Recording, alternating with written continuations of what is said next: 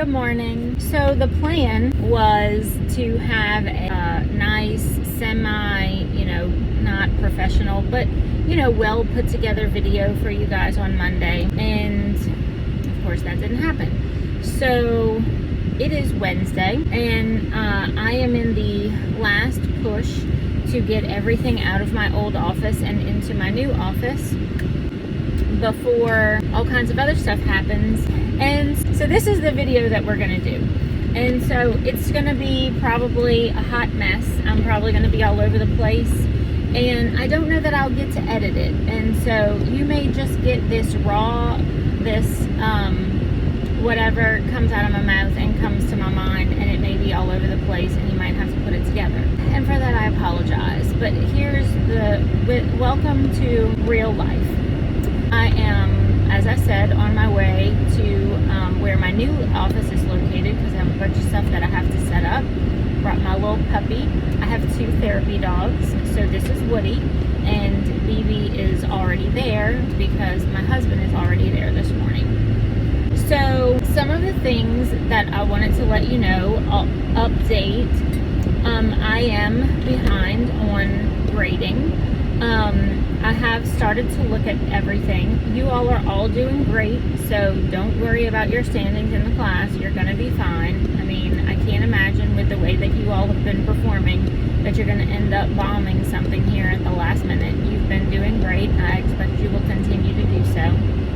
But I do apologize for being behind on the grading, but that definitely will get resolved this week, at least by the end of the weekend. The other thing that I wanted to tell you guys is that, so the second half of this semester has been about doing family counseling and couples counseling. And so I did want to let you all know that I do not do couples counseling. I attempted to do couples counseling during my internship and shortly after, once I started practice, and realized real quickly that is not for me. So I absolutely refuse. If someone asks for couples counseling, I tell them that I am willing to do individual therapy, and if they at times would like to invite their spouse into their session, then we can discuss and coordinate that as part of their treatment plan. But I do not do couples counseling. And if they really specifically want couples counseling, then I refer them out. I have a colleague that specializes in couples counseling, and so oftentimes I refer to her, and then some other people that I know that do it. But I don't do it. I just don't. For me, I like what I realized, and it took me a little bit of time to kind of put my finger on it and put it into words, or in a way that I could describe it, I don't know, mechanically, logistically. I do not like the format of the couple or the marriage being the identified client.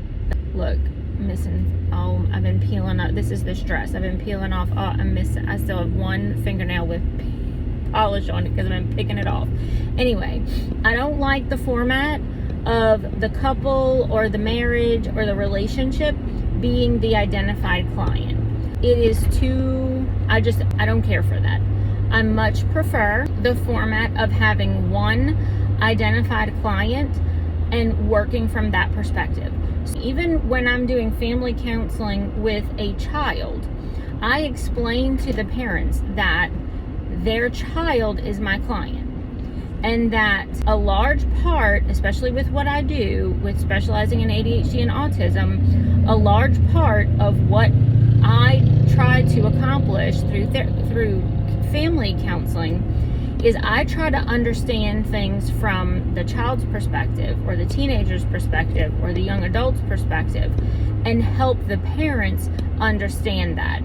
Sometimes it kind of feels like mediation, sometimes it kind of feels like coaching, sometimes it kind of feels like a lot of different things. But ultimately, that one person is my client. That is the person that I hold confidentiality with.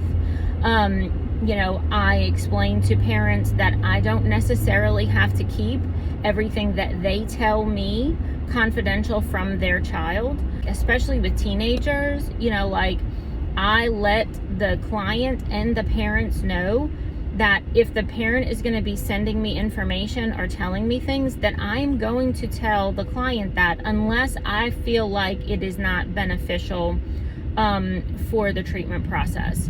But I am not going to have a situation where my therapeutic alliance with the client is compromised because of a third party.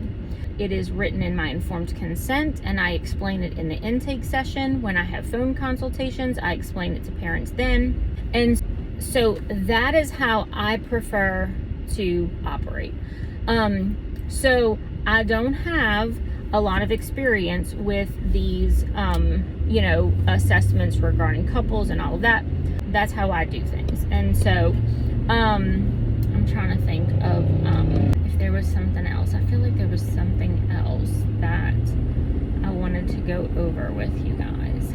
I also don't want you to stress out about the final. And I know that you all do, and I don't know if you have to. I can't remember if at Liberty it was required to do the end of the semester evaluation. I can't remember. So I don't know whether or not y'all are required to do the end of the semester evaluation. I sincerely want you all's feedback, okay? I have very thick skin. If you absolutely hated everything about this class and, wish that, everything about it was different, then tell me that. I'm okay. I'm a big girl. I can handle it. I'm asking you for your honest opinion, and so that's what I expect. And so if it's hard to hear, then it's hard to hear. It's okay. All of that type of information to me and for me is beneficial to help me to be a better professor if I am blessed with the opportunity to do this again. And so, as I said in the announcement and in the instructions for your final, that your grade is not at all going to be impacted by anything negative that you have to say. I do ask that you be respectful and constructive in your criticism. Again, like I said in the announcement, there are times, like when I'm writing a report, that based on my interactions with the client or a family member or whatever, that I have some concerns about how something might be received. And so, and that can be uncomfortable. And so then I don't feel like it's ethical to not include important information into the report because, somebody may not may not like it. But I also want to be very mindful and tactful about how I present that type of information. And so this is an opportunity for you to do the same. Okay, let me see. At the moment, that's all I can think about. So I'm only 10 minutes in. So I'm going to stop this video and give myself the opportunity to think if there's anything else that I wanted to tell you. All right, so pausing for now. Okay, so I have not thought of anything else to add to the previous video. So I just wanted to come back before I finalized everything and say that I have very much enjoyed working with you all this semester.